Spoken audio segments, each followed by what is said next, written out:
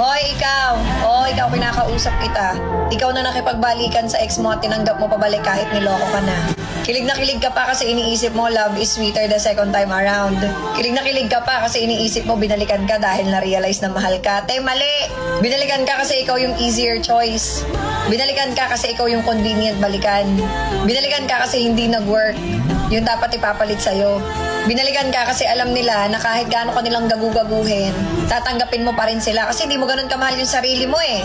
Kala mo, the more na tinatanggap mo sila, lalong lalalim yung pagmamahal nila sa'yo at marirealize nila na, oh, tinanggap pa rin ako ng tao na to, magbabago na ako para sa tao na to, mali.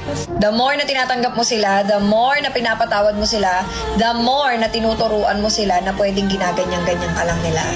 The more na bumababa ang respeto nila sa'yo. Yung pagtanggap mo sa kanila, hindi mo sila binibigyan ng chance para magbago.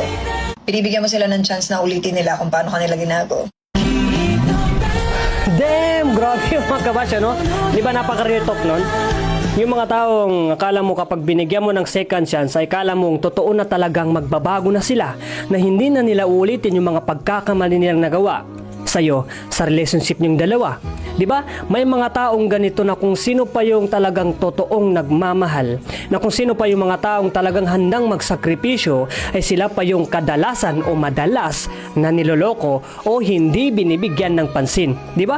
May mga ganitong mga taong hindi naman matatawag na tanga, pero talagang nagtatanga-tangaan lang sila, nagbubulag-bulagan lang sila para lang makasama o makapiling yung taong mahal nila o gusto nila. Alam kong mayroong nanonood dito na minsan nang nagmahal ng totoo, na minsan nang sinakripisyong lahat, na binigay ang lahat, na ginawa ang lahat, na ilang paulit-ulit nang nagpatawad, pinapatawad yung taong nakala niya totoo nang magmamahal sa kanya, na totoo nang talagang papahalagahan na siya, yung bang akala niya ay buong-buo na yung pasya na talaga na kapag pinatawad niya ito, na kapag binigyan niya ito ng second chance, ay magbabago na ito at hindi na uulit sa mga pagkakamaling nagawa niya sa kanya. Pero in the end, sa huling pagkakataon ay nagawa ka pa rin pala niyang lokohin at iwan ng parang walang nangyaring, walang matamis na nangyaring kahapon. Diba?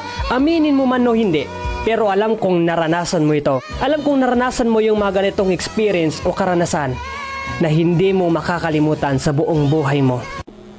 Real talk yan.